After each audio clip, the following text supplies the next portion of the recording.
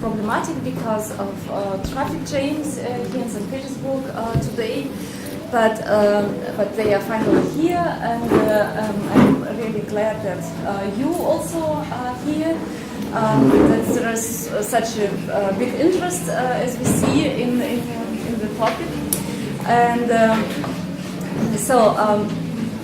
today we will speak about German-Russian relations, and about, first of all, about how Germany now understands that German-Russian relations, and how in Germany it is discussed about Russia. And so you can maybe you can take places here. Okay.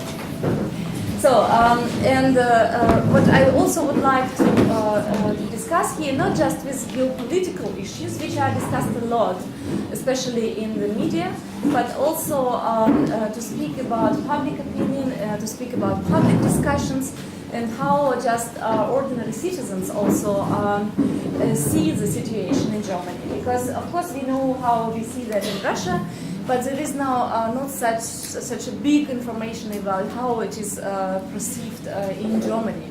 Because now we have, of course, this conflictual situation, and it is very important to understand different positions, not just official ones, but also the positions of different maybe political parties and actors, and maybe people.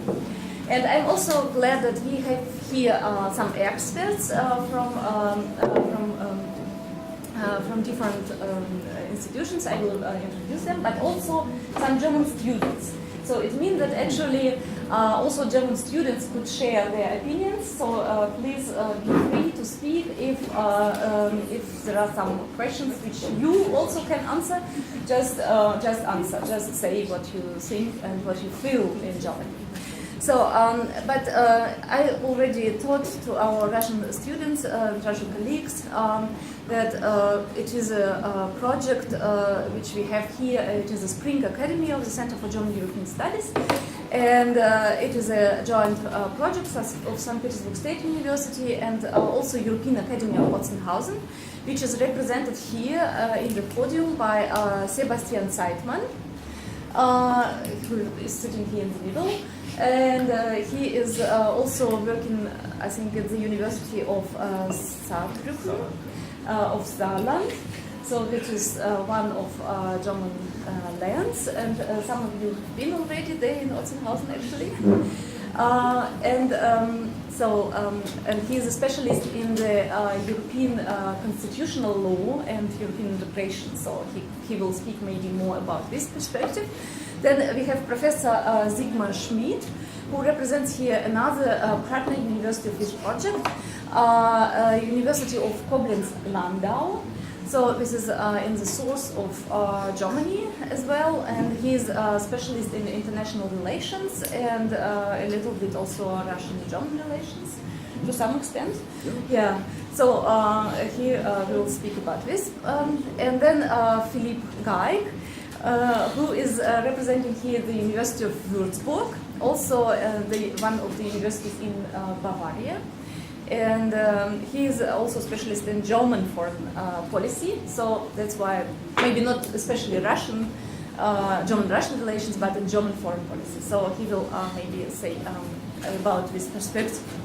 So, we agreed in such a way that firstly I will ask a couple of questions here, and our speakers will say just a couple of words about their positions, and then we will switch to the audience, and you will be able to ask questions and to say comments. So we are really hoping for a lively discussion, because there are no ready answers in this situation which we have now. So I don't know who would like to ask to start, but maybe okay. So you should continue. Okay, Professor Schmid can start by speaking about what is the situation now. So how is the situation seen now in Germany, so what are the discussions? Yeah, thank you, Jelena. How could I resist after such a compliment? I hope you can understand me quite well. If you don't understand, just give me a sign. then I will talk a little slower or probably change some words. It's a very timely discussion here. We meet really in an era of uncertainty, and in Germany I would say there's a lot of fear and there's a lot of, I would say, even helplessness. People feel helpless. If I come to German-Russian perceptions, I would like to give a short overview of probably 5 minutes. I will start with some historical remarks, and then I would just jump to data, some opinion polls and surveys, and probably I would come to some perspectives that probably Philip or my good friend Sebastian can continue then. Well, historically, the relations between Russia and Germany, and I'm speaking about the last, I would say, 400 or 500 years, have always been ambivalent. So on the one side, quite positive, on the other side, quite or absolutely negative. We know from 16th century, the German perception of Russia was driven by the idea this is a despotic government, this is a tyrant, the Tsar was seen as a tyrant in Germany, and this is a barbaric system, country. On the other hand, of course, Germans historically, through the literature, thought Russians as such, I mean not the government and so on, are good-natured, goodly-hearted people. So there's always this discrepancy. And then there is a German long tradition, especially in the 18th, 19th century, of the belief that Germans are culturally superior. But on the other hand, Germans admired from 19th century latest on, of course, Russian culture, Russian literature, and so on. Again, ambivalence. And then, of course, Germans always regarded Russia as a great power, probably same as a world power, and probably as an imperial power threatening Germany. On the other hand, in the 20th century, especially after 1945, Russia was seen as a victim. And Germans often feel guilt, especially when I'm telling my students, during the war, we don't know exactly, we estimate that Russia lost between 22 and 27 million of its population. And this is not known by most Germans, but nevertheless it plays a big role. Perception politically it's another complicated thing. The most important thing is that it changed dramatically after Gorbachev arrived on the political scene. Gorbachev was more popular than the American president in the 1980s. That changed everything. Currently, we have a controversial discussion in Germany between at least two camps. The one camp, I call them moderates. The German word is much nicer, Russlandversteher, the ones understanding Russia, the people. And the other ones are more the enemies or the more radical. And there's really a discussion, and the interesting thing is it goes across political party lines. It's a mixed coalition. For example, the moderates, who usually are against strong sanctions, who usually think they understand Putin. They think he and Russia, they have economic interests. And many of them think we as NATO and EU make big mistakes. This is a very colorful coalition. The left-wing party in Germany, elder statesmen like Helmut Schmidt, the former chancellor, for example, Horst Teltschik, the one who negotiated German unification. And you have people from the CDU, from the SPD, so from all parties, and German big business. Of course, German big business has no interest in sanctions. And then you have the people criticizing, I would say the other groups, again, across party lines. Very critical of Russia are the Green Party, very critical, I would say. And the more conservative parties, and some people from civil society. They think we have to be strict against violation of international law, because they thought the borders in Europe are not to be changed. We cannot start it because in the Helsinki process, as back as 1975, borders are guaranteed. So if you change borders, this will be chaos or even war. They opt for stronger sanctions, for clear messages, and I would say during the last couple of months, the pendulum was always going into more of the direction of the more radical, more critical groups. If we go to opinion polls, and I will be rather quite brief. And I start with the optimistic scenario. I would say it lasted from 2000, when Putin became president for the first time, to 2013, I would say. Even in 2008, briefly before the war in Ossetia and Abkhazia, Germans were asked, do you regard Russia more as a friend or an enemy? And 53% it's more like a friend. And 78% said German-Russian relations are excellent. 78%. And 62% said Russia is a global power, so we have to take care of good relations. Then they ask, so do you think it would be a good idea to counter US hegemony together with Russia? Counter US hegemony together with Russia. In Germany, 75% reported, yes, in general, this is a good idea. So this was 2007. It's unbelievable how it changed very quickly. Us in December 2017, I'm referring to representative opinion poll data. Then the people said, for example, how the government, the first sanctions were in place. Do you think the German policy is right towards Russia? 40% said yes, that's the right policy. So strong support from the Merkel government at that time. 26% said too much confrontation. And 21%, we are too soft on Russia. And this changed in the very recent time. I will finish with this one. Currently, 80% of Germans have a negative image, a negative picture of your president. Putin was very popular, starting in 2000. It changed in 2004 when Russia became tough against Ukrainian Orange Revolution. Then it changed. From year to year, the image darkened, and the very new. Today, the newspaper had a new survey data which clearly said 55% said Russia is the reason for the aggression in the Ukraine. Puts the blame on Russia, especially on the president, and then puts the blame on 34% think we have to put the blame on the separatist movement. So all in all, this has a dramatic shift, I would say, and you can see the supporters of Russia, the group has become really quiet, not really silent, I would say. They don't say so much. The longer the war, or however you call it, the violence is, the less is the support for Putin. I just leave all the implications for EU and NATO because I think the Russian politics is really aiming at a situation which doesn't want action.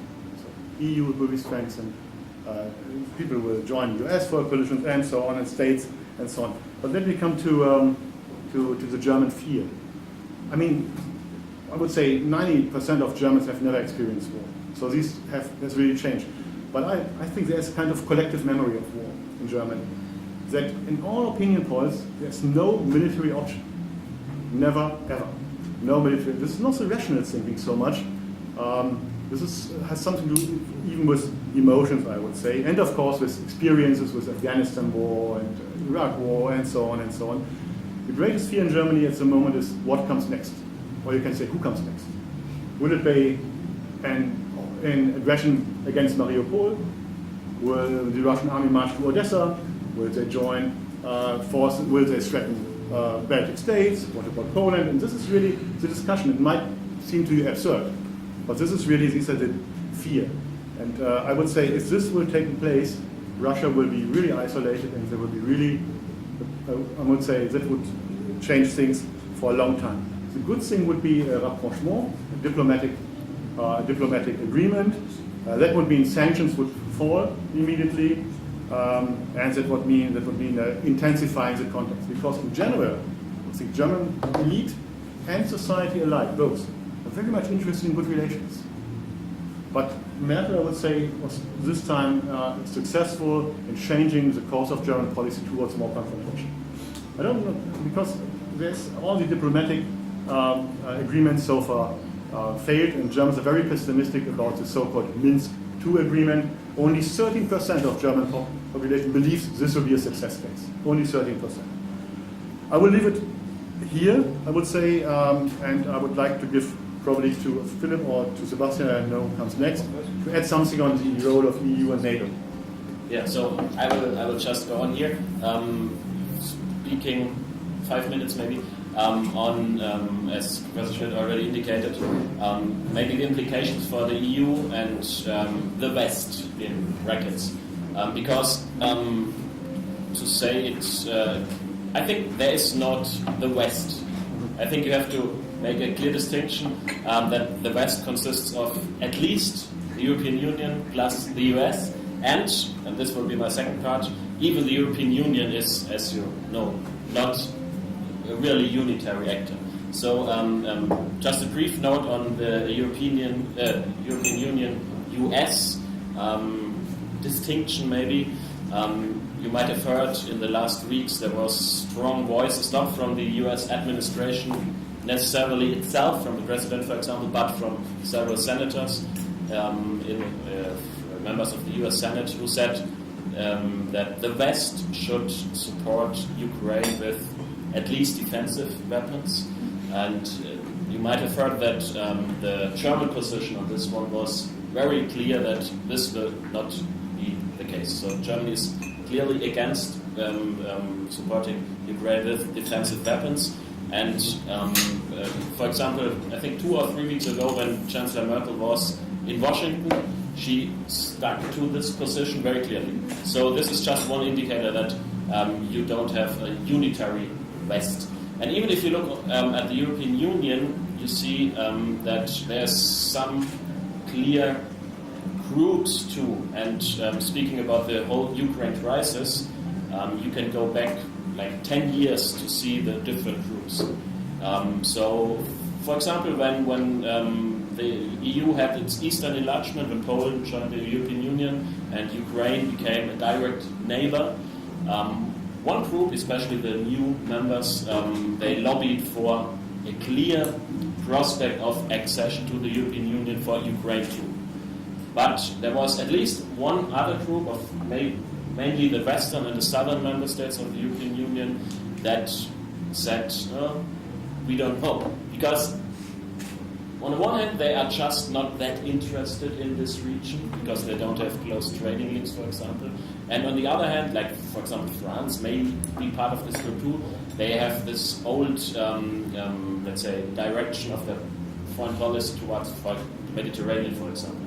So you could see in 2009, for example, the European Union launched this project of the Mediterranean Union, and as a response, the eastern member states launched what is called the Eastern Partnership with Ukraine. So you could see there is, even in the European Union, there are two groups. So coming to Germany now, I would say that Germany has tried and is still trying to be a broker, both within the West as EU and US, and within the European Union with these both camps that I just introduced. I think that from the beginning, even from the whole process of Eastern Partnership and so on, Germany always tried to be a broker between these two camps that wanted the Mediterranean Partnership and the Eastern Partnership. And nowadays, in the Ukraine crisis for 14 months now, you could see that, for example, our Foreign Minister Steinmeier always said that on the one hand side, like Professor Schmidt just said, the German position got really surprisingly strong against Russia, but on the other hand, ambivalent again. Steinmeier always said, even just days after the MH17 flight came down, we can't shut down the contact lines. We can't shut the doors that we might have to go through in some month, as he said. So the German position, I think, was getting more, or is still getting more and more strict. But I would say that the German government just did not have any other choice, even if they would. For example, after MH17 came down, and there was, as Professor Schmidt just said, public pressure. I would say that maybe 90% of the people supported this, that there that economic sanctions had to be introduced then. But on the other hand, Germany still is in a kind of trying to find the middle way, I would say. For example, as I started with this example of sending weapons to Ukraine, to say no here, but on the other hand say we need sanctions now. But before MH17, before the plane came down, Germany said smart sanctions or targeted sanctions against individuals are enough. In my opinion, Germany is playing and has been playing a responsible role in this crisis, trying to find, as I said, the middle way. And a last hypothesis of me would be, I think, according to what Professor Schmidt just indicated, I think Vladimir Putin made a mistake in thinking that his strategy, I think maybe he thought he could split the West a little bit. But I think this is going the other way around. Because if you look at the German-US relationship, and you heard about the NSA scandal, I mean, Edward Snowden is in this country, and there was a bad relationship between the US and Germany just 1 or 2 years ago. And the public opinion on the US really was in decline. But this is now out of the news. Nobody's talking about NSA or about Snowden anymore. And this crisis now is the top issue. So I think that this might be an interesting outcome of this crisis, that Russia helped to integrate the West and help, and this is especially interesting, to maybe kickstart the EU's foreign policy that was really not working at all just 1.5 years ago, and now was able, what nobody would have thought, to agree on economic sanctions against one of the world's leading powers. What 1.5 years ago you would have thought this was not possible at all. So this might be an interesting outcome, and I want to stop here. I think I really took my time. No. Thanks, Sigmar. Thanks, Jana, for inviting us. Thank you for being here. I'll keep myself brief for you to have more time to come up with questions. But before this, I'd like to ask you a question. If you hear about the country Germany, which possibly 2 names come up to your minds? Which names are linked to Germany in your notion? And don't mention Hitler, please. That would be number 1. Possibly. Yeah, just come up with the names. I think Goethe and Hitler. Yeah, the same. Great. Yeah, exactly. So you would mention the names of artists Goethe and Schiller. Until a couple of years ago, Germans would possibly have said, okay, I'm in St. Petersburg now, but what about Dostoevsky and Pushkin? Coming up with 2 names now, we would not be able to come up with 2 names now with regard to the notion of today's Russia. It would be, if it has to be 2, it would be one part of Russian society, the elite, the oligarchs. That's one. The second, if we talk about Dostoevsky and Pushkin, it's now the oligarchs and Putin. It's not Medvedev, it's Putin, who is doing politics, and he's the one that we're talking about. We're not necessarily talking about Russia in the European Union, or in the United States, or in Germany. And I'm not talking about leaders here, but I'm talking about the civic society. But we're talking about the leader of this country. And we're making the mistake that we're mirroring the leader onto the whole country and its citizens, which is hopefully, and from what I see here, not the case. Despite Putin has a massive support from the citizens in this country. So I'd like to come up with a statement of a student of mine a couple of weeks ago when we were talking about the Council of Europe, which is not the European Union, it is not linked to the European Union, but it is the international organization in Europe with 47 states, including Russia being a party to it, to protect human rights, to protect democracy. And we know democracy is a very broad term. Democracy, if you compare France and Germany, democracy means totally different things. So how can we talk about the same democracy when we talk about Russia and Germany, or Russia and any other state in Europe? There's different notions of democracy. It's power to the people, obviously. That is the least common denominator. But when we spoke about the Council of Europe, it was important for me to let students know that there are two states in Europe which are not a member to this international organization. One is Kosovo, which is not recognized by all European states yet, one of which is Russia. And the second state, this is the magic question that I'm asking students, is not a member since it is neither democratic nor does it meet the minimum standards as to human rights protection. So I'm asking the students, which state is this? And whereas in earlier years students would just say, we don't know, students now tend to say it's Russia. That is threatening, and it's something that really worries me, because Russia has been a partner for long. It has to be a partner for Europe and for Europe states. And now the future generations, the leaders of tomorrow, do no longer regard Russia a partner, but a threat for us. A state which is non-democratic, which is not protecting human rights. Which is, however, at least an opinion on Russia.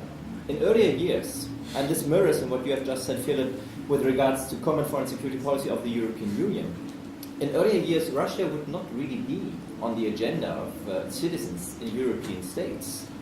Of course, loads of Russians would come over to the European Union for holidays or for residences, and children of leaders would go to private schools somewhere in European states. But what would citizens in Europe or in Germany know about Russia? What would we know about football? Most of our group did not know that there is the city of Tomsk. There is a football team which is called Tomsk. We don't know much about sports. Okay, we know St. Petersburg, and the Moscow teams possibly. We had the Olympic Games in Russia last year. We do not know that much about culture nowadays, of the everyday culture that you live now. So when we went to Irata the other day, there was loads of new things to us, totally unknown. We do not know much about society, and Russia did not play such a big role in the media. And this has all re-emerged now with a conflict, which I do not like to call a conflict, because it is a war. It is a war between Russia and Ukraine. And because of an illegal occupation of the territory of one of the European states member to the Council of Europe, Ukraine, with Crimea. This has brought Russia back on the agenda. This is why we're talking about Russia again now. And this is frustrating. So, as I'm a lawyer,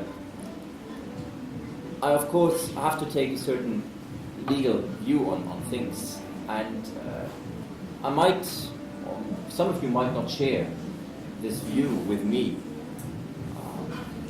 but internationally, regardless of the differences that we have in the European Union, and that we have also between the European Union and the United States on Russia, internationally it is broad consensus that conduct with regards to Crimea, with regards to the east of Ukraine, is a massive violation, a breach of public international law, which most Europeans would not have thought could happen in nowadays Europe.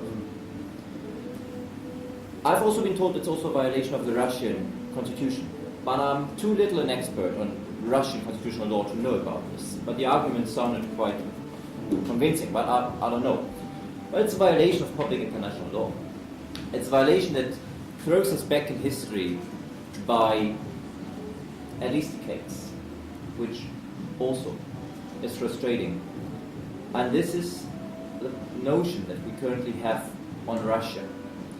That doesn't mean that we all can agree on sanctions as easily as Philip has indicated. Yes, we have come to a common foreign security policy or first steps in the CFSP of the European Union.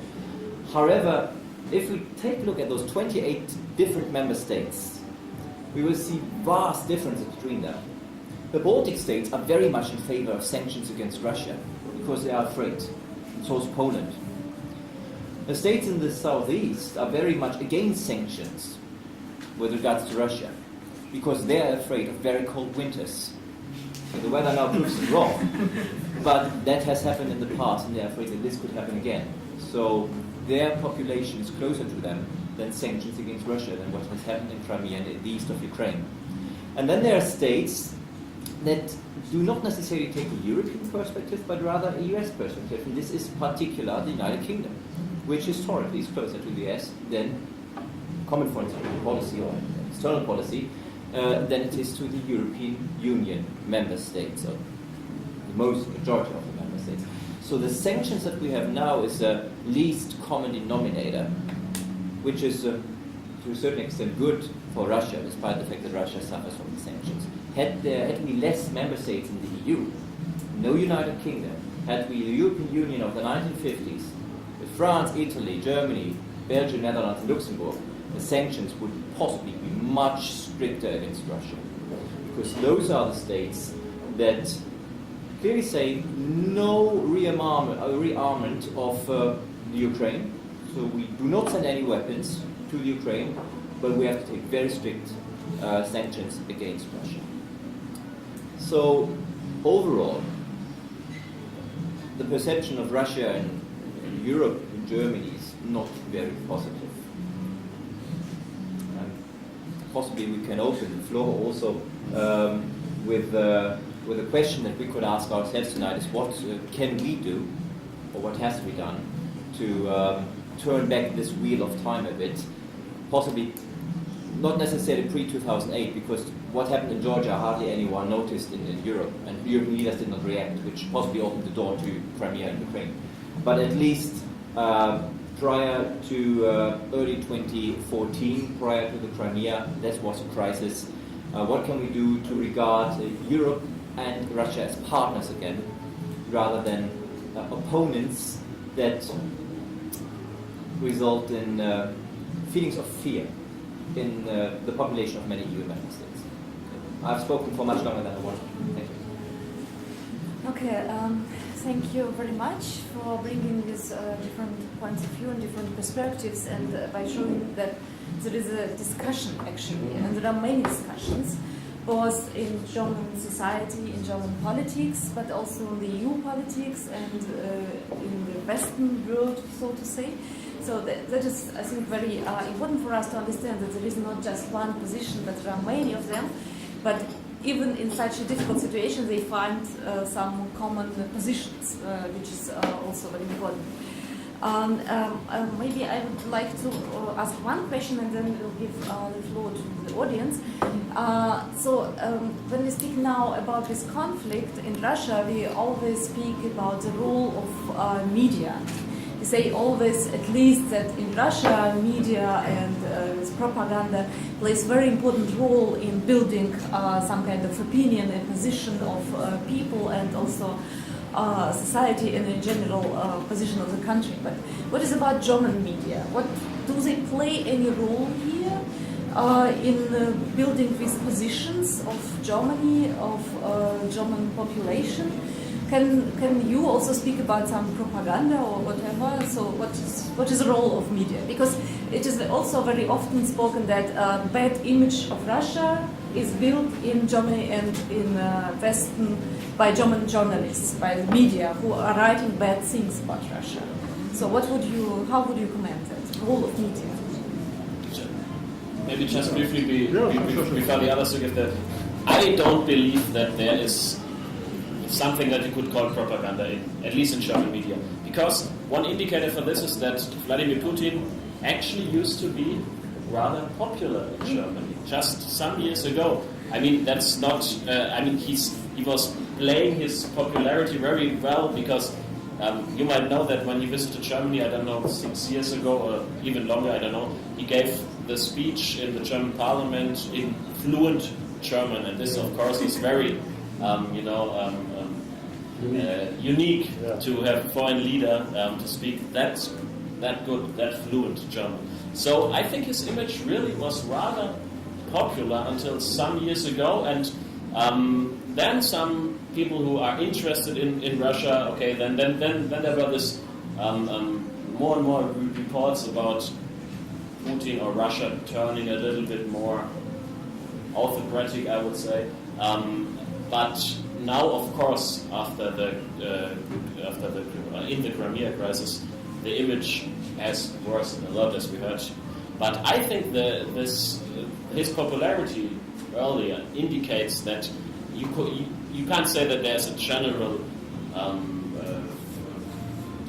bad image of Russia that is transported by the media. And I mean, in Germany right now we have not at all about Russia, but there is a general discussion: is the media spinning things, whatever, I don't know. But in my opinion, I don't think that German media is don't know how you could call it, is one-sided or is making propaganda. I don't believe that there are. Of course, there are rubbish newspapers, but that's in every country. I mean, there's like the Sun in the United Kingdom, there's Bild in Germany. But if you buy this, you know what you get. But there are quality newspapers that have a rather nuanced picture, I would say. And then, to be honest, from an international law perspective, it's just not much to talk about in this case, I would say.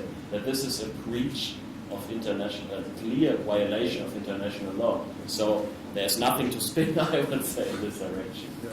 Yeah, I would agree. Because, I mean, probably the Ukraine receives a little bit more attention in the media. But, I mean, interesting is really that the media is presenting a lot of people who are very moderate on Russia. Like the former Prime Minister of Brandenburg, Platzek, Schröder, and all these things, they almost on TV shows. And they often declare, we have to understand Russia. And the Crimea, I would say, if Putin had stopped with the Crimea, Germans would have said, okay, that's fine. Yeah. Okay, you cannot say you accept it, of course. You cannot say. You would never say it as an active politician. If you're retired, you can say anything. But if you're an active politician, you can't do this. But again, in every talk show, you have these people that are saying, no, we have to take care of Russia. This is our partner. And often these people, they hate NATO. There's a deep mistrust against NATO and the US. Very often, this is a very mix, is it? And interestingly enough, the pro-Putin forces are the populist right-wing forces in Europe. And the left-wing forces too. So you have left-wing parties who think, I mean, Russia, still they admire Russia. And then you have the right-wing populists that say, this is a good idea to put forward the interests of a nation, to be strong for the nation's interests and so on. So this is really an alliance which is very strange for Germans. And again, this support is declining now because it goes on with Ukraine. This seems to be the problem, but we need more research about this, about media reporting. It's too fresh. We need more research about media reporting on Ukraine and Russia. But there's a lot of understanding. But for example, the human rights violations by Ukraine had been mentioned in German TV very prominently. So I'll leave it here because I think the media discussion, what we actually are afraid of is the Russian media, the Russian TV. Because I have at home Russian TV and Ukrainian TV. And I switch it, I see heroes from Russia, and then I see heroes from Ukraine. And the Germans think that Russian TV, or specialists are telling this, is very one-sided. Very one-sided. TV, not newspapers, not internet. That's a different thing. So we think this is probably most Germans don't understand why. Why is this invasion? We call it an invasion. Why is this military engagement in Ukraine? And some people in Germany say, okay, this is media influence. I don't know. But this is a good question for you. Probably one of you can explain to me what are you doing in Ukraine, actually. Crimea probably I understand a little, but it's a different topic. It's quite interesting, the two of you have mentioned newspapers, television. We do not necessarily need newspapers or television anymore, which are, or which can be, main fodder of propaganda. But what we currently see in Ukraine is the war, which is closest to all of us, not just geographically, but also with regards to media coverage, since what happens can easily be seen almost live via social media. And it's not a question of propaganda, it's a question of access to this social media.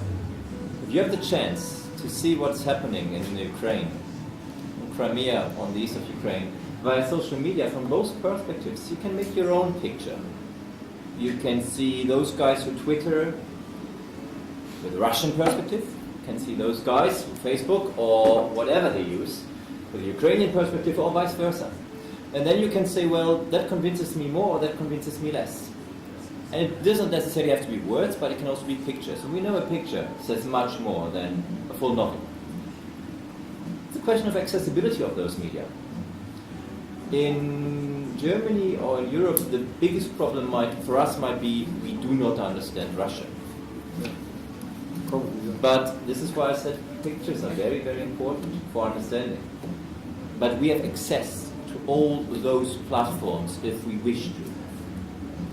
I don't know whether this is the case in all parts of the world, that you have access to every single homepage easily, without using any technical equipment, to make up your mind yourself, to bypass the classical media, like newspapers, or television stations, or RT.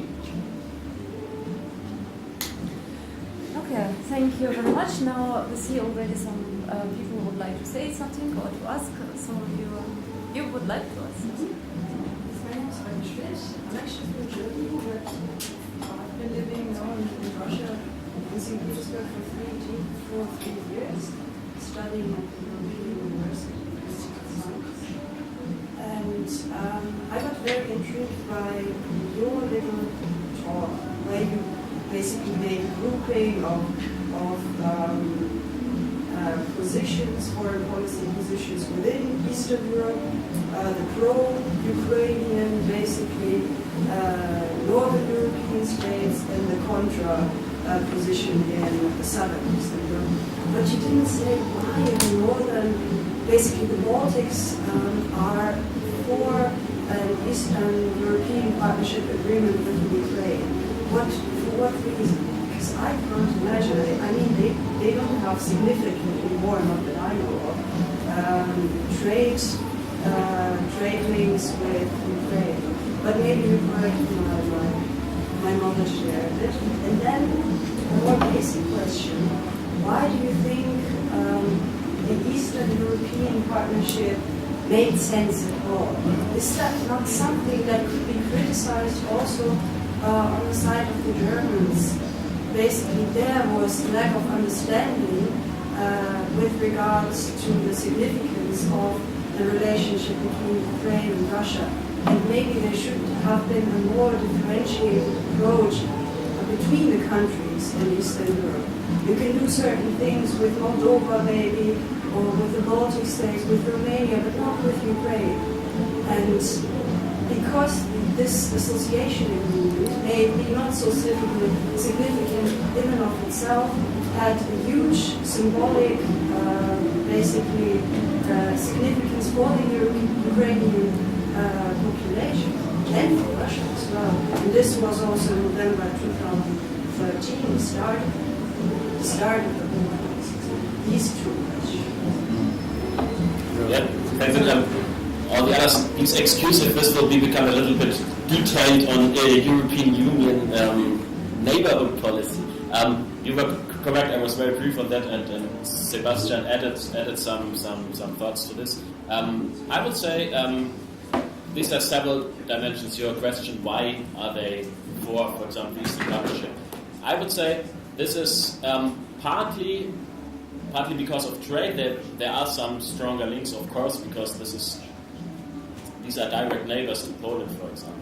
And the other issue here is that it's an internal EU thing. That I briefly mentioned that France, especially France, tried to introduce the Mediterranean Union, I think they called it. And there was this notion from states in the eastern part of the European Union that said, okay, if France is enhancing parts of the former European neighborhood policy to something called Mediterranean Union, then we need something for the states that are of the European neighborhood policy that are not part of the Mediterranean Union. And these are the states that then became the states of the Eastern Partnership. So these are Belarus, Azerbaijan, Georgia, Moldova, Ukraine. I hope I didn't forget it. And so this was a little, or to a big part, I think, an internal EU thing between these two groups that are made up. You know, if they get the Mediterranean Union, we get the Eastern Partnership, or we need this Eastern Partnership. And the other question that you implied, of course, you are right. There are the Eastern Partnership. I personally am not sure. You don't really need this Eastern Partnership because it's not really much more than the European neighborhood policy was before. And the problem is, and you're totally right, that the European Union did some mistakes vis-à-vis Ukraine. From the very beginning, I would say, the first years of the 1990s, since then, there is this limbo from the European Union side to never say no to the Ukrainian request of accession to the European Union, but never say yes neither. So this is They never said no, but they never said yes. They always meant not really, but they never said it. So this is, of course, this is a mistake. On the other hand, I don't think that the EU made a big mistake regarding Russia's view on Ukraine, because of course you could have been a little bit more sensitive that Russia sees Ukraine as very special relationship, the Russian-Ukraine relationship.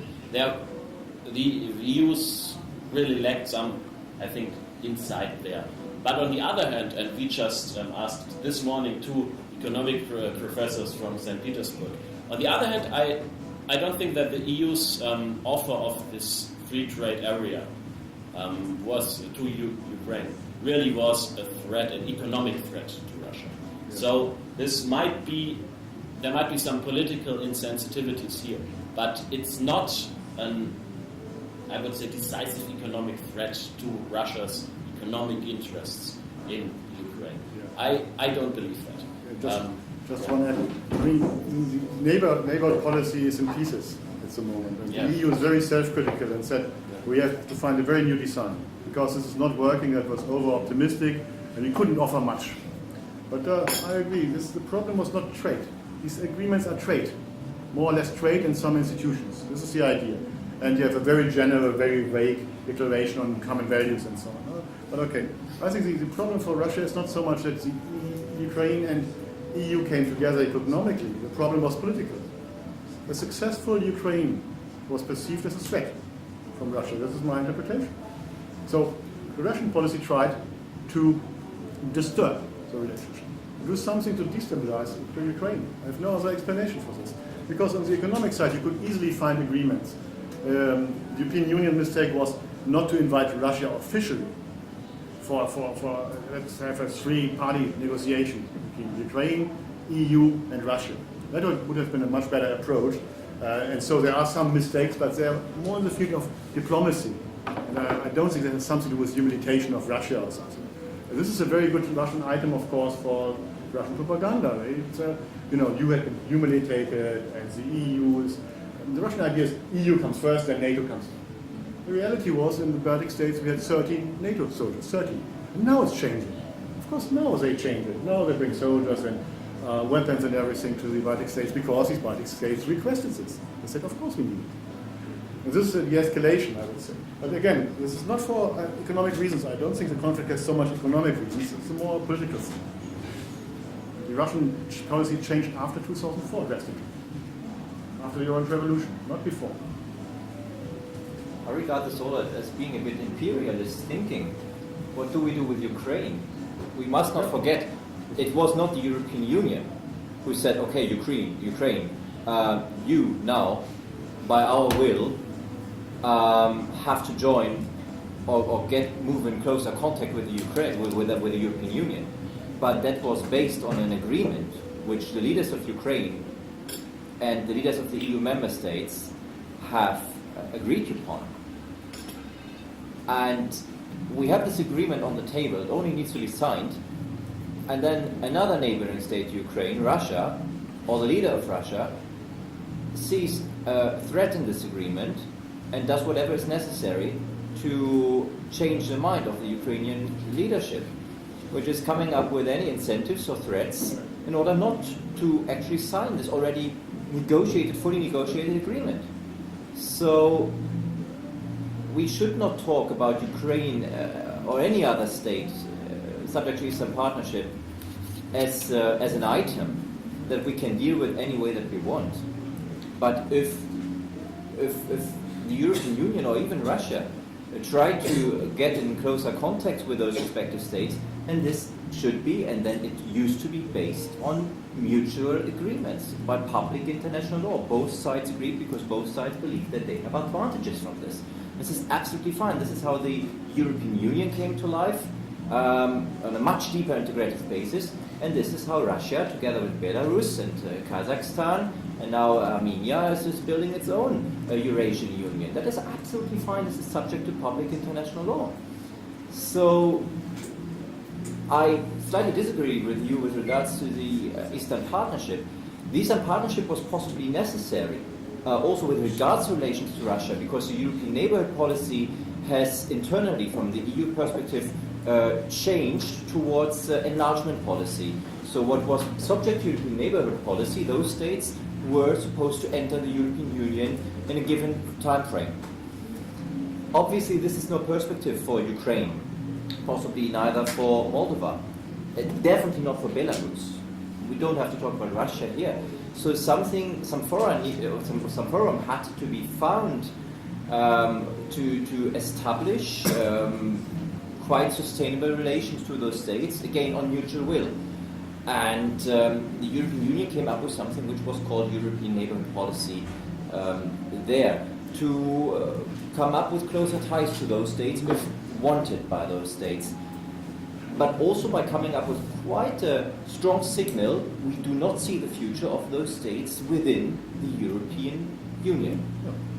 And for that reason, there is a certain need for that neighborhood policy. But this neighborhood policy, since Russia is a neighboring state with land borders to EU states, should also include Russia. We should never, if we talk about neighborhood policy, exclude Russia. However, again, this has to be based on mutual will to do this. So if the Russian leadership says, yeah, we want to do this, then an agreement can be concluded. If they don't want to, then it can't be done. But if any other state decides to build closer ties with the European Union or with any other state or bloc of states worldwide, then this should be possible, and no one should have the right, or no one has the right, to interfere, neither theoretically nor practically. And what we've seen with Georgia, with Ukraine, is a breach of this right.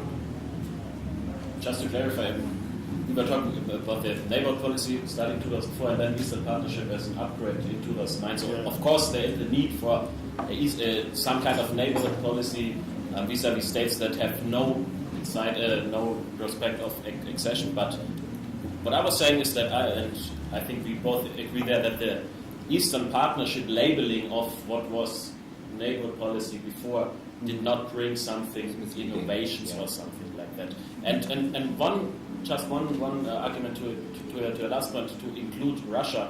The thing is, there were some strategies of the European Union. There's something like a strategic partnership. But Russia was, as far as I know, Russia didn't want to be included in the European neighborhood policy just because they didn't feel, maybe rightly so, to be on the same level, power-wise, as Ukraine and Georgia and so on. So this was not that the European Union said we don't want to include Russia in the European neighborhood policy, but Russia didn't want to be included in this policy instrument. And this maybe was right. I don't know. Okay, any other questions? You? And then you. Okay. Yeah, my name is Kirill Gals from St. Petersburg State University, Faculty of Geography. Thank you for the speeches. You talked about position of Baltic countries in the Russian-Ukrainian conflict and position of Southeastern countries. But I would like to know position in German society, maybe geographical differences between East German position, East German people and West German people, because East German was a friend of Soviet Union for a long time, and maybe identity and mentality of these people other from West Germany. Yeah, I can Is answer. there any division? Yeah. Yeah, there is a division, but the division is less clear. So 15 years ago, I would say there was a clear East-West difference with respect to NATO. This has narrowed a little bit. I would say in the East, you know, the German party, Die Linke, the left-wing party, is much stronger. It's actually a regional party in the German East. So this is no surprise that in the East, there are, I would say, more moderate people when it comes to Russia. The share is a little higher, but it's between 5, 7, 8% and so on, who are, for example, people who are less in favor of sanctions and who put the blame on NATO first.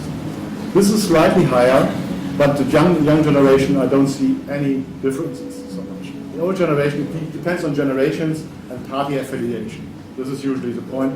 So there's not so much difference, but the Germans understand, I would say, the Baltic states. I know that the Baltica was not so popular, I'm not sure, but the Baltic states and Poland and so on. The Germans, as you said, regarded themselves as a bridge between East and West.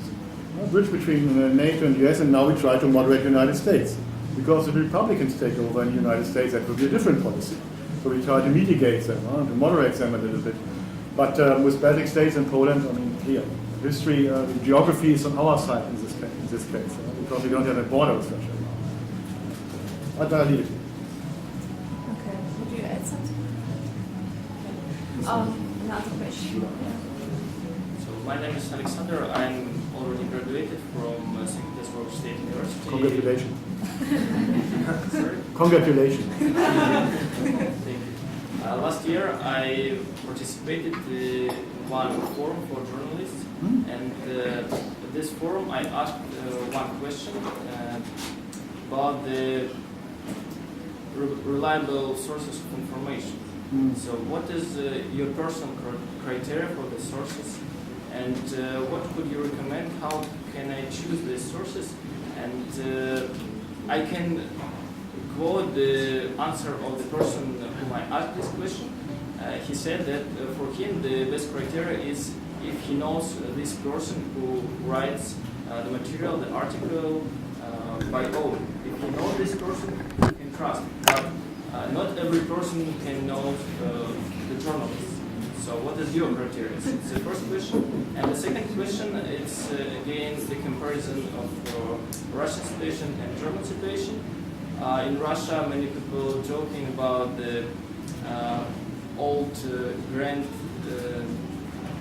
grandpa and grandma who watching the first channel and they believe everything what they see. And I want to ask you, how is the situation with old people in Germany?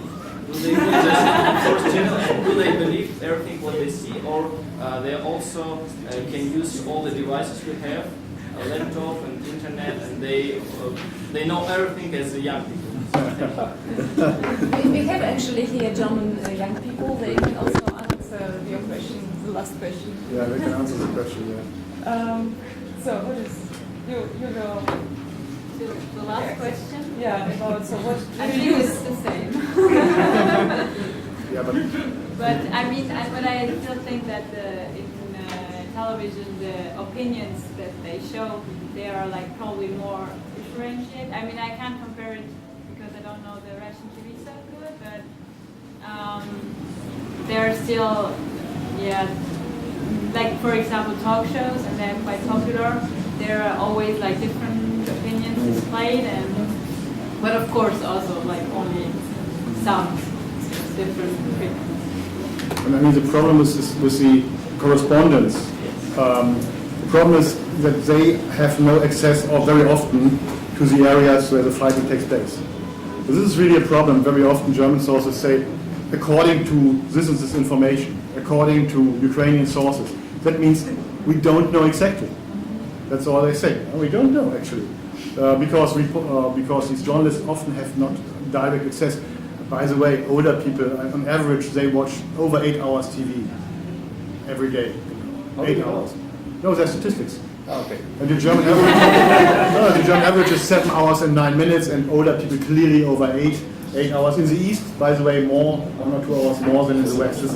I didn't do these statistics myself, but you can always download them, so it's not a problem. So TV is information source number 1, but I always tell people who have doubts with German media, okay, look to Brazilian media, go to Mexican media if it's in English, or if you understand it.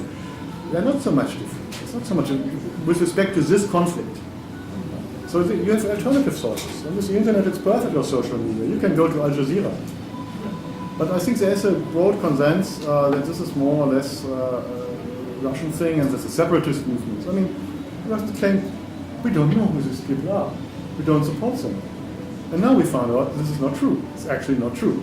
And of course, there is a disillusionment in Germany, I would say, about especially Russian politics in this respect and how they are sold and so on. Now Putin said, okay, the planning was for the invasion of the Crimea. It began very early. So Germans really believed the president, I would say, more or less. And now they say, no, it wasn't. You cannot believe these things. And so there's really disillusionment. This changes the whole situation, by the way.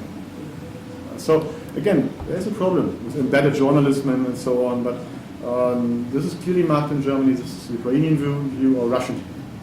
So they often do it like this. Okay. What I could say as an answer to your first question, never rely on just one media source and one kind of media source. Try to gather, if possible, as much media as possible, and also from as many different countries as possible, if you understand the languages, obviously. Make use of social media. What really helps me, but this is quite exceptional, we meet loads of students in our everyday life. Tonight we meet you, and we have the lovely advantage that at this seminars that we're doing, for the time being, we meet loads of Russian students as well, but I also meet students from many other countries in the world. Talk to the people directly. We do not always necessarily have to rely on media, but if I know someone from Donetsk, if I have the chance to talk to someone who's directly affected, and he or she can tell me what is happening objectively, and then give me his or her impression on this, and possibly I even know a second person from this region, and he and she can also objectively tell me, and I see, all right, this overlaps, but the opinion is possibly different, then again, it's my task, my challenge, to build my own opinion on this. How reliable is what subjectively originates from something objectively said? This is difficult because not all of us have the chance to meet those people. But if you have the chance in your studies or in your work life or via social networks, and this is one of the good aspects of globalization, to do this, try to do it. It might be much more reliable than anything that you can read in the classical media. Yeah, but I'm a little bit skeptical because often we have a say that the eyewitness is the enemy of the social scientist. Why? Because the eyewitness has always a very subjective idea. Interesting are perceptions, how you perceive German or European policies. This is really interesting. But the eyewitness, as an eyewitness, if you lose your house, you do not know whether this was the Ukrainian artillery or the Russian artillery. You don't know. But the eyewitness, of course, says to you, well, this, of course, it must have been the Ukrainians. But you don't know. So we are very cautious with eyewitnesses, unless you can really research this. But you need eyewitnesses, of course, probably a little later, when things for the historians are more clearly. Then you need them because they have personal experience. But I'm always a little bit cautious in any respect. It doesn't matter which kind of conflict.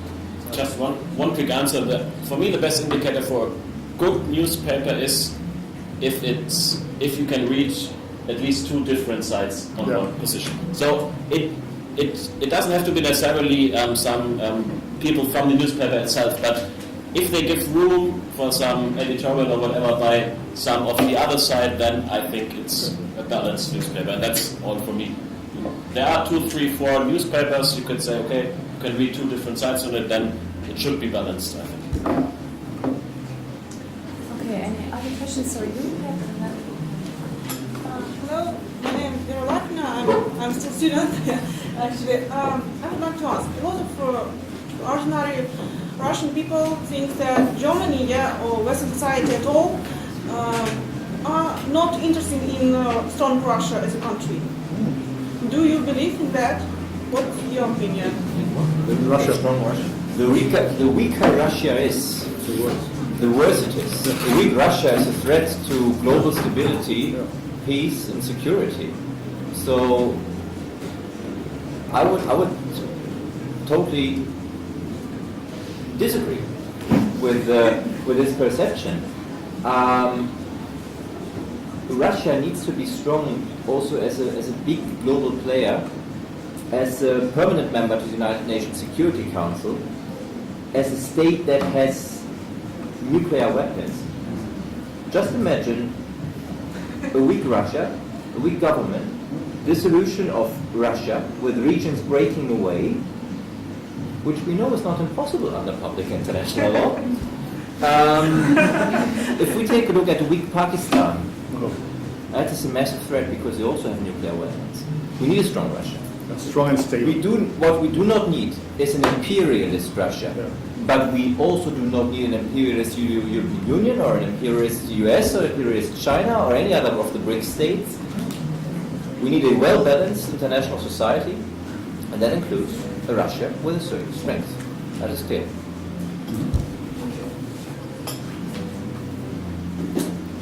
Zverev Alexander, Higher School of Economics. We talk about the reasons of conflict. We talked about the current situation of Russia-EU relationships, and I have a question about the future. For example, let's imagine the agreement which were reached a few months ago in Minsk will work, I hope so, and the tensions of conflict will decrease, and probably the regime of sanctions will be cancelled, but we still will have a problem, the issue of Crimea. And I want to ask, do you see any solutions, any possible ways to resolve this problem in perspective of international law? Because we have, we know the positions of the European Union is quite strict on this issue, and the position of Russian Federation is strict, but it has another side, and there is no compromising way. There is no way to compromising, and we have only one solution to kick it off from media agenda. But that's my question. How can we deal with it? So personally, I think this will be an issue. Not an issue in the media, but this will be an open issue for the next decades. I would say there will be no. The European Union will never, at least in the next 30 years, recognize Crimea as a part of Russia. But de facto, they will have to deal with it. I think. I think Crimea will be at least legally an open issue for the next decades. What I'm more afraid of is, I mean, you've been quite optimistic about the Eastern Ukraine, but actually, I think this could stay as a frozen conflict or whatever for the next years too. So I think this will not, even if the sanctions are lifted, I don't know, but this frozen conflict, this I think will stay for some time. They will find a pragmatic solution. Yeah. That means they will do nothing. Yeah. Probably the solution could be kind of an open Crimea, where you guarantee minority rights, where you say Ukrainians have access and all these. but at the moment, I would say they try to avoid this topic, making them put it high on the agenda, because this is complicated. The European Union was very strict. Again, difficult for them to get out of here. And of course, nobody wants that the Russians would see it as a defeat if they have to change the status of Crimea. So my idea is pragmatic, ignore the issue as long as possible. Try accept it, but not officially accept it. You cannot officially accept it, but you can de facto accept it. This would be pragmatism. I have no other idea about what to do with Crimea. Crimea, Abkhazia, and South Ossetia are the new North Cypruses. Yeah. Okay. Any other questions or maybe some comments? No? Or recommendations for Germany? Maybe I could ask one question to you, to at least one of you to answer. What's the image of Germany in Russia? Did this change after the German position in the Ukraine crisis? Can somebody one say enemy something? or is it a cooperation partner or whatever? Yeah, please. can personally say, not for everybody. So I visited Germany 1 year ago, and I was there as exchange student, and my image was great. It was totally positive, and I can't say that it's changed more than 10% or 20%. I think it doesn't change. So what I know from my childhood, it's like best quality cars, yes, football players, families, and yeah, only bad things. Yeah, of course, some facts from the past. Yeah, sure. Yes, Fascist. from the war, but image is totally good. And during my study at university, we analyzed this situation with Germany and especially Berlin as a brand. And yeah, we learned a lot. That, for example, for Berlin, all the past, all this past from 20th century when Berlin was separated in two parts, it not washed totally, but new brand is here, and new brand is processing, so it's creating. And I personally, I didn't think when I came to Berlin, I didn't think about the past. What was the past? Okay, I can go to this checkpoint and watch the wall, make pictures with Brezhnev. So, but that's all. It's history, and we think about the common situation. So it's my opinion, and for me, avoid all these events. What's happening now? It's all totally positive. So it doesn't mean it doesn't influence really. So the situation now doesn't influence your image of Germany. Yeah. Okay, about my associations about Germany.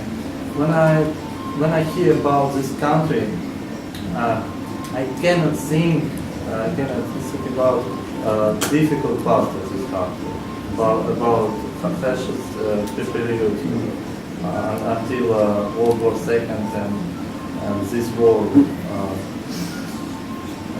But other thing, for the first, when I hear about Germany now in years from maybe 2006 or 7, I see leader of European Union, economical leader, and economical leader of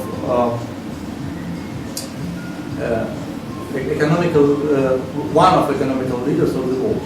Yes, and I agree with my colleague about Berlin, about this city, about separate in two parts, and I think about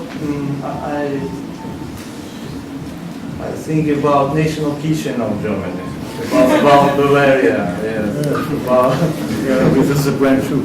yes, of course. Yeah, it's so awesome. It's main. Okay. Yeah. My name is Aiko Simbaeva, and I'm the head of German-Russian Exchange in St. Petersburg. And I can say that the image of Germany as a country deteriorated much in the last 2 years, because before that we were appreciated for our activities between Germany and Russia, but now our organization is like perceived as foreign agent, and parents of children we usually send to school exchange or projects or youth exchange. They say, will our children be treated as like with respect, or will they be accused of something? Maybe it's not safe to send our children to Germany anymore. Also, before that, the main enemy of Russian people was perceived to be as the United States, and like in the media and in. It was not safe to get funds from the US government or US foundations. But now German foundations are also perceived as enemies, like of Russian state, and they persecuted here, and we are also, because we are linked to Germany. And we see that our position here as mediator between Germany and Russia is weaker in the last 2 years. Yeah, sure. Yeah, and especially in the last year, of course. During the last year, so that is really now a very difficult time. Yes. Okay, so any comments or questions? Maybe some question to our German students. It would be interesting for me, for example, to see, because now I see that we have a lot of stereotypes now about Germany, but also Europeans, not just Germans, but also Europeans. They have maybe not always, also not so a clear picture of what is going on in Russia. And what is for our German students? So most of you are for the first time in Russia and St. Petersburg now since a couple of days. So was something surprising for you? What's something new? What was contradictory to your image of Russia? So could you maybe share your experiences or thing? I would like to mention something about the topic before, the media. Okay. And yeah, my parents have roots and it at the Soviet Union. Yes, and that's why we look our TV, German TV, and Russian. Yeah. And sometimes you have to be really, really careful because you saw pictures from a village burnt down by Russian people, and then we switched on the Russian TV, and we saw the same pictures of the same city, but it wasn't Russian, it was Ukrainian city. No, it was a Russian city, yes, and burned by the Ukrainian people. It was a bit strange to understand it, and you have to be, as a German, really carefully what you believe. I think it's like the talk shows. We have some talk shows, they're really good, but I saw one a few weeks ago, and there were two people from Russian or who understand the really problems of the people, culture, and I think something like 5 people against them. And that's why there wasn't a balance, and that's why I think there is propaganda. It's not it's not so official. We have to be careful with it. But normally Germans read a lot of people in newspapers and Facebook and so stuff. There are a lot of different media, and that's why I think we can like a little bit understand what they have. Yes. Thank you. Okay, thank you. Maybe some other comments? Yes. Yeah, I think I want to comment on this. So it was a bit provocative, but that's for me.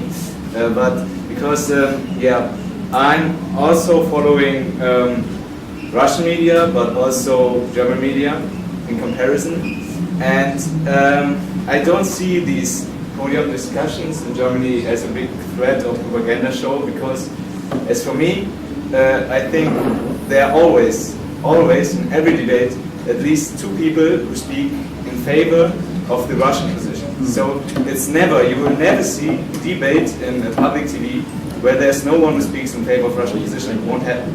So as the last time I saw a debate, there were maybe 3 or 4 people who spoke in favor of German position, and there were at least 2 people in favor of Russian position. It was, I think, one guy from Russian TV, Russia Today, from a really high position, some guy, and another guy, I don't... Former ambassador or something like that. Yeah, or some guy who is the president of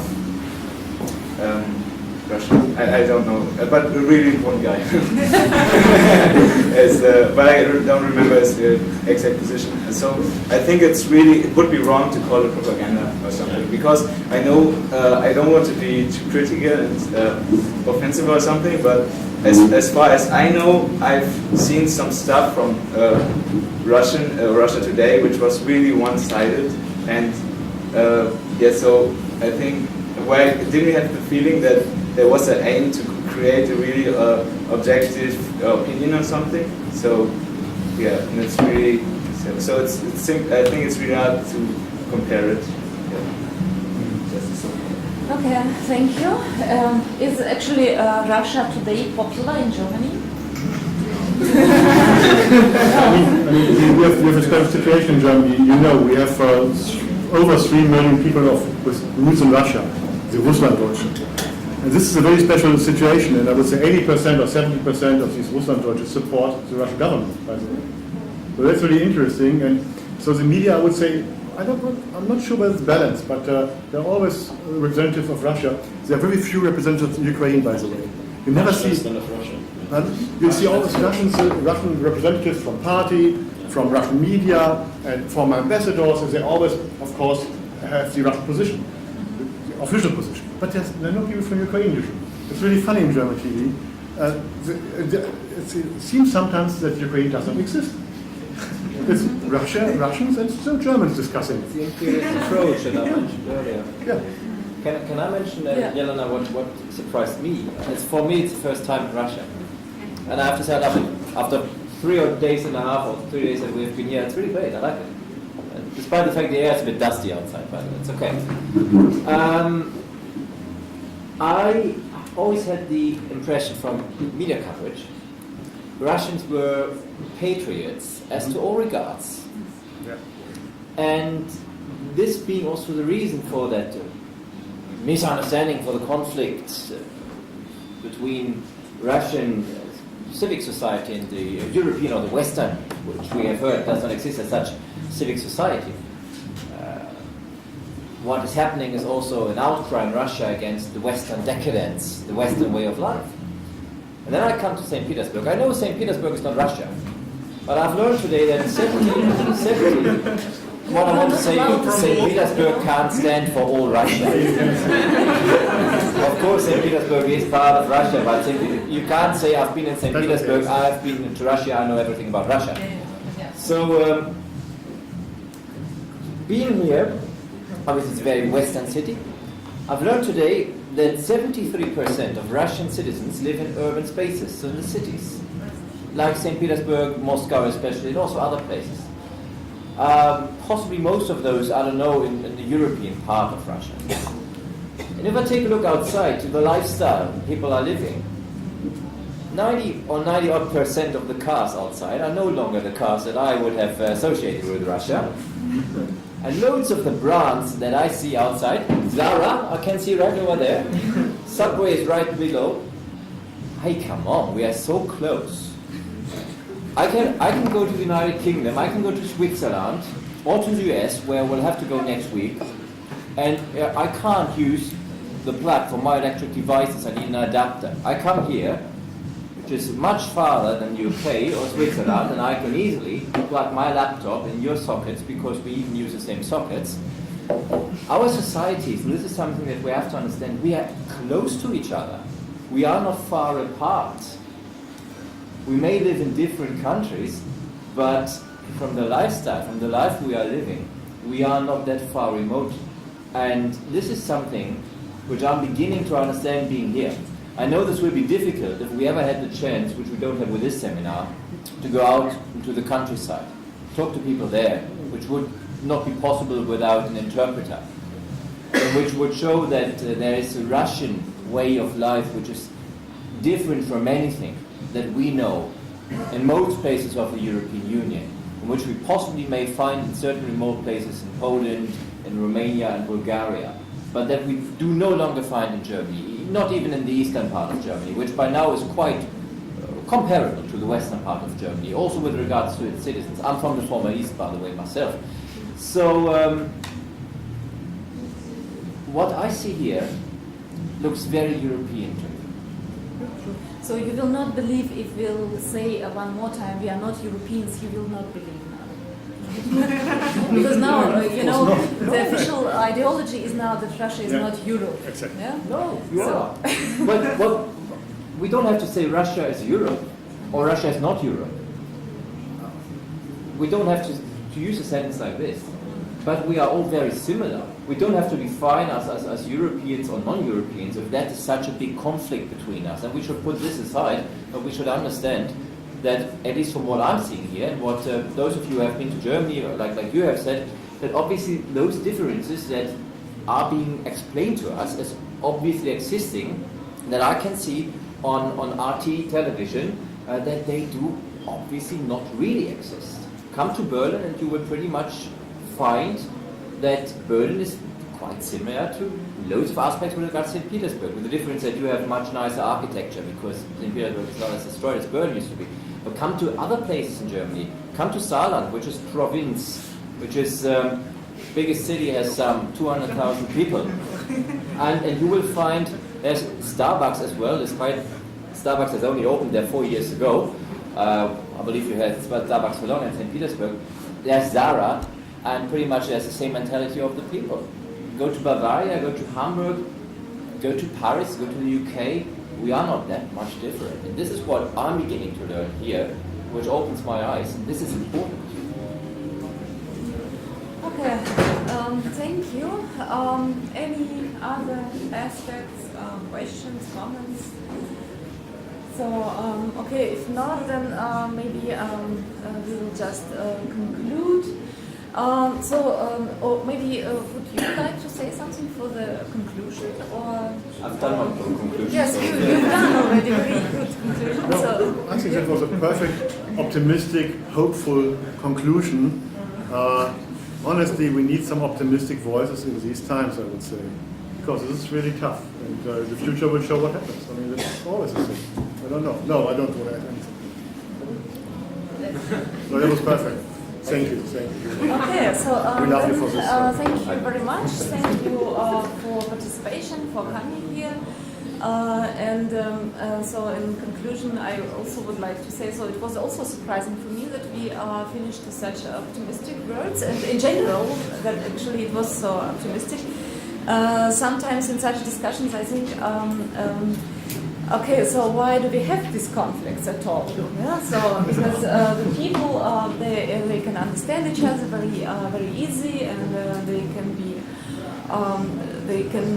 very easily say, so there are different sources of media, and we should check out everything and so on. But in fact, it is actually not easy. It is not easy just because, of course, even social media and even different media, they all are interpretations. And of course, we are people, and we are very often believe in the interpretations which are closer to our vision already. And then we see them and we don't see the others just because we don't believe in them. So that's why it is complicated in reality, but still, I think it's important, of course, to reflect on different issues and to ask questions and not to have just easy answers.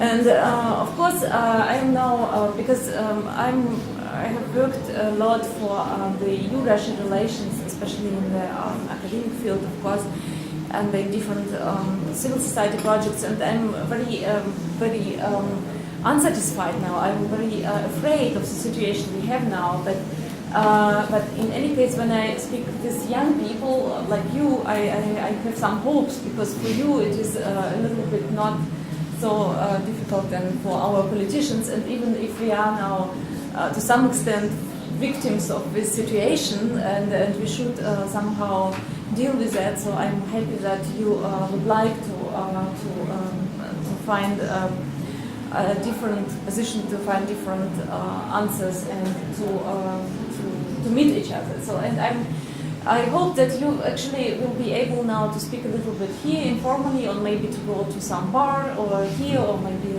downstairs, and to speak more about it, because I think that's very important for for further discussions in an informal way. So thank you very much for coming, and let's continue to communicate. Actually, we are. So, Thank you for organizing this.